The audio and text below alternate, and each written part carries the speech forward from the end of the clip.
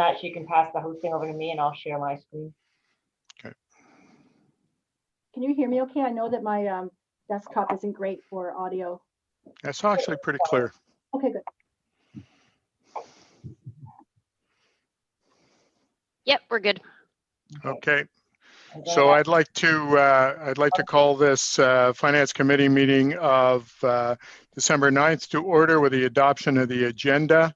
And I want this agenda adopted with the following amendment: the removal of Development Services budget discussion from item 7A. So if someone want to move that motion for me, please. Councillor Ryan, seconded by Councillor Sherlett. Thank you. All in favor? Motion's carried, and Ms. McCabe is sharing her screen now. So we're going to go on to actually ask for adoption of the minutes from the regular Finance Committee in November 25th be adopted as presented. Someone want to make that motion? Councillor Sherlett, seconded by Councillor Rind. All in favor? Motion's carried. Any business arising from those minutes? Seeing none, I'm going to move on to new business 7A, community economic development. So Tanya, Ingrid, you're up. Thank you. Oh, Tanya, you're muted.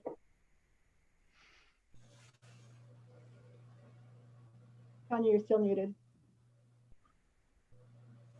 Aha, can you hear me now? Yes. Sorry. So like the other budgets, the only increases in this case have been, again, for cost of living adjustments for the the wage increases this year.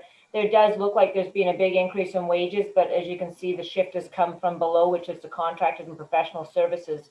And so that is the discussion we've had about shifting a couple of contracted positions into in-house positions. And so that's why you see that shift in budget. But you see the net change is still only, it represents 2% of last year's wage budget. Hey, Tanya, are you showing this on screen? I don't see that. I just see the minutes. I am. I'm showing the, yeah, I am showing it on screen. Okay, I'm not getting that for some reason. You might need to pull up the budget, the agenda then from Civic Web. And then all we're seeing is the minutes of the Finance Committee meeting. We're not seeing anything else. Oh, that's interesting. Interesting. So Jen, if you're there, you might have to control those documents. That's Okay, just a second, Jen. Sorry. that's okay. So you can't see the budget, hey? Sorry. I thought I'd say shared the right. It shows me as sharing. Yeah, but what we're seeing is minutes of the Finance Committee meeting for November 25th. Okay, I'm just going to unshare for a minute and then reshare. My apologies. This is what happens when I'm trying to learn new technology. Can you see the budget now? Yes, thank you. That's interesting that it didn't change. Okay, so there's the operating budget for community economic development. There is a capital budget, but obviously the only thing that's in it is the wayfinding project. And just So, to Ingrid, do you want to speak to your budget for them? Sure. I just was going to add that the capital expenditures related to the build out across the hallway, actually half of those costs are allocated through RMI, so that would come through tourism, and the other half are allocated through the CD budget, mostly EOF funding. So it comes out of professional and contracted services, not yes, yeah, on the capital budget though, not the operating, and that's this year, right? Yeah, go ahead, Tanya. Yeah. So is there any questions about Ingrid's budget from anybody? What is COLA? Cost of living adjustment. Ah, thank you. Yeah, you're welcome. Anyone else? Okay, carry on. Ingrid, do you have anything specific you want to talk about, or? Not necessarily. I think you've captured already why there's such an increase in the salaries, wages, and benefits line, because we've basically taken out of the different areas of the budget the $60,000 that was spent on Jill's contract through social development, as well as the chunk of funds that was spent to allocated towards Jamie and Brooke's wages through Community Future. So that's all being gathered instead in wages and salaries. Mhm. So that doesn't really reflect much of an increase, so much as reflects just a movement from one bucket area to another. Thank you. Yeah. And in Yeah. fact, what we're getting out of that is more bang for our buck, so to speak. So we are staying within budget, but we have a lot more dedicated staff time for CED and some flexibility with the remaining budget that's left for contracted services. Once we go into 2021, so that we can still, build more capacity or bring in expertise if we need it.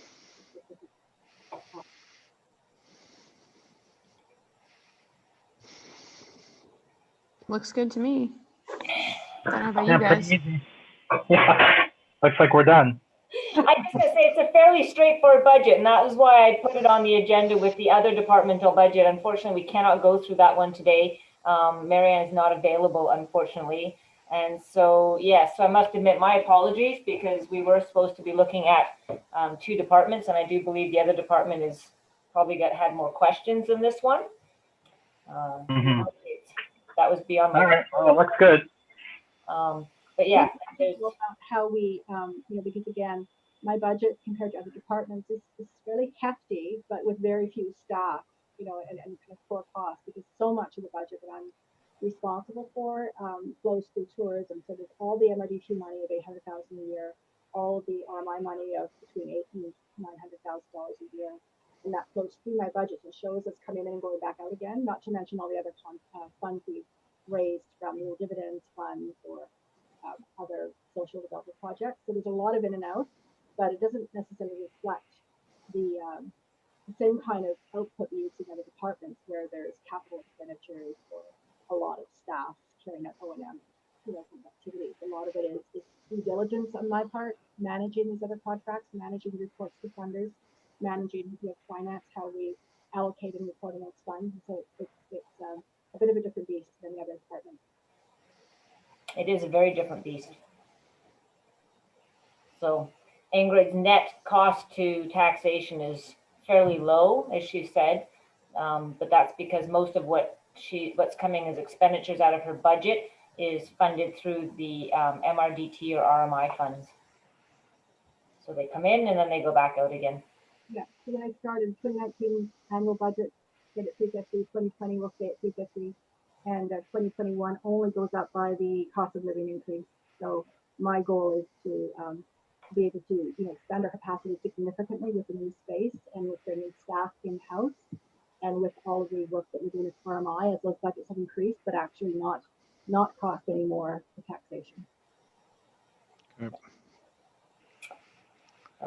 Yeah. Councillors, any further questions or concerns that you see in front of you? Councillor Junker. Yeah, just a question unrelated to this. I saw Cindy emailed the other day, but maybe I missed it. I haven't seen a schedule for the finance in 2021, but she said that Tanya had scheduled 3 meetings. Are we able to get that sooner than later? Yeah, it should be. It was part of that, the meetings report that was on the agenda on Tuesday I night. must have missed Yesterday. It is on there, but I can also email you out the schedule. Do you build it into our calendars or does? Yes.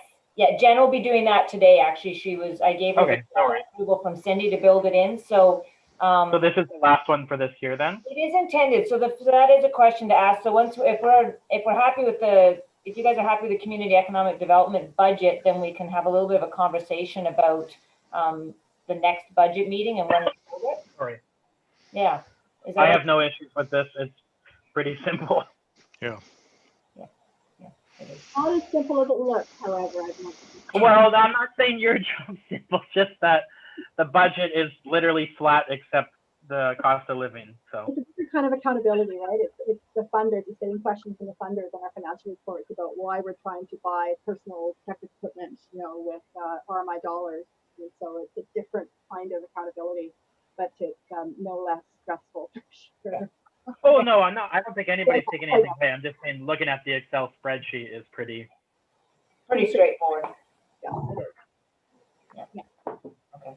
Ingrid, if you want to head out, you can. You don't have to stick around. You can go back to your RTF meeting if you'd like. And I just wanted to just one last shout out to a big part of the increase in our core costs is coming from the EOF. So as you remember, we were successful in upping our, if you look at the top line, cost sharing, that's all money that comes to the EOF to the city.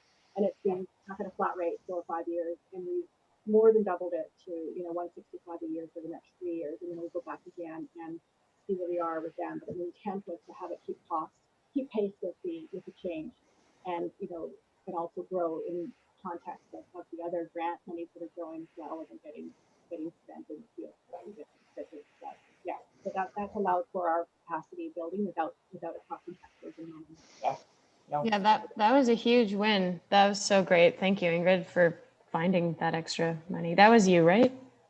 Yeah, and a lot of it has gone into reformatting staff, but also the space across the hall and giving me more resources to do specialized contract work, like having Simon Hunt and Ben Dorsey work on the community wellbeing survey, for instance, or bringing in contract help with that aspect of work.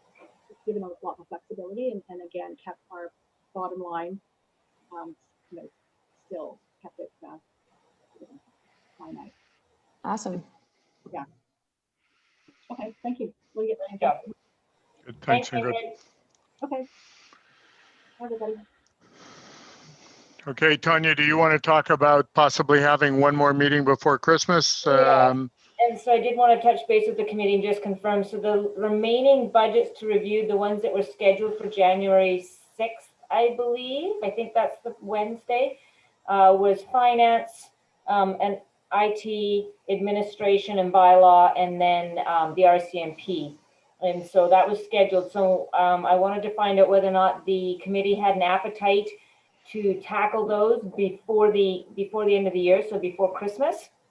I'm not. You Is that yes? do. Yes, from Jackie. Yes. Those are the only ones left? They are the only ones left to be reviewed by the finance committee. And then once we're through that, then the next step will be discussing the whole budget and what it looks like and what the potentials are for reductions and how we could potentially reduce the tax increase. So that. Sorry, just to clarify though, but what about development services? Yeah. Oh, yes. Sorry. And we had to pick up development services as well. Yes. Was fire already reviewed in RCMP, Gary? Fire was, RCMP wasn't. Okay, sorry. Okay. Yeah. So, So anyways, I wanted to find out, next week would be a bit too fast of a turnaround because of the process we have to do to produce an agenda. I was hoping either the Monday or Tuesday of the following week, which would be the 21st or 22nd of December. I realize that's getting really close to Christmas, but if nobody's got any objections to that, then we would try to schedule something on one of those 2 days at 3 o'clock, if that's okay. I'm fine with either of those. I imagine most people don't have huge Christmas plans, but I could be wrong. No, probably not. Yeah, I was gonna say my Christmas is not as crazy as it normally is. I'm working, but it's fine. Okay. So if it's okay with you, let's push it for Monday, the 21st and do it at 3 p.m. Okay, we will push it for that. And then, and then we'll send out the agenda a little bit earlier. Normally we do it on Fridays, but obviously with it being on a Monday, we'll push that back and get the agenda out on the Wednesday beforehand.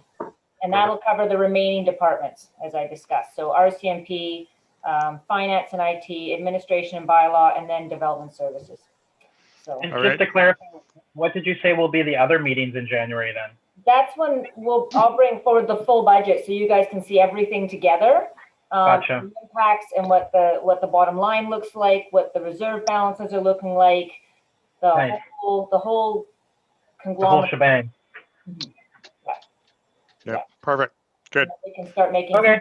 discussions. Councillor Elliott, you have a question? You're muted. Just curious, the budgets that are coming down from each department, what parameters are they given to develop their budget to present to us? Have you- They've been asked to hold the line on expenses, so the only increases obviously are wages. I've also asked them to review their budgets for potentials where they could do some service cuts to save money. Perfect. Okay. Yeah. So that's, I mean, would be my pressing issue right now is that we demonstrate equal conservative approach to what's coming down, from the economic situation. So And I'm glad. Yes, and I would suggest that, I mean, obviously some departments that's a little more challenging than other departments, but the ones that obviously have more of a service orientation that can be adjusted are definitely looking into what changes they can make. And that's predominantly Public Works and Parks and Recreation. So, and inflation, you're sticking with 1% as a guideline? Didn't use inflation in this case because other than the fact that things like, say, like as you saw last night, the janitorial contracts have gone up. I believe our external heating and electrical costs are also slated to go up. I believe it's 4%. So there is some of those increases. There's also increases for insurance. We're trying to find those savings in other areas so that we don't actually have to increase the overall budget for those changes. Great, and that's the big issue that I think we need to clarify, and I'm glad they're dealing with that. So that's perfect. Yeah, they are. We understand the challenges and what you guys would like to achieve, and so we're looking into what options we can offer you to do that. Yeah. And when do we start talking about service levels? Is that after everything is once we get a final picture, then we can sort of say adjust it accordingly? Yeah, exactly. So we'll use that first meeting in January. I can kind of show you the picture status quo, and then we can talk about what some of the different options are. Beautiful. And then we'll go from there. And then you guys can give me some guidance as to what you'd like to see, and then I can incorporate that into the budget. That's why right now I think there's 2 meetings in January, but we may, if we need more, then we've got some room in the calendar to have extra meetings if we need them. Yeah. That's great, Tanya. Thank you. You're welcome. Any further questions, councillors? Saying none, I'm going to ask for termination of this committee meeting. Councillor Ryan, are you terminating or you have a question? I am raising my hand to terminate the meeting. Thank you. Okay. Second for that, please. Cool. Councillor Charlotte, thank you. All in favor? Motion's carried. Thank you. This meeting is now over. Thank you for your time. Adios. Thanks, guys. Take care. Have a great afternoon. See you tomorrow, guys.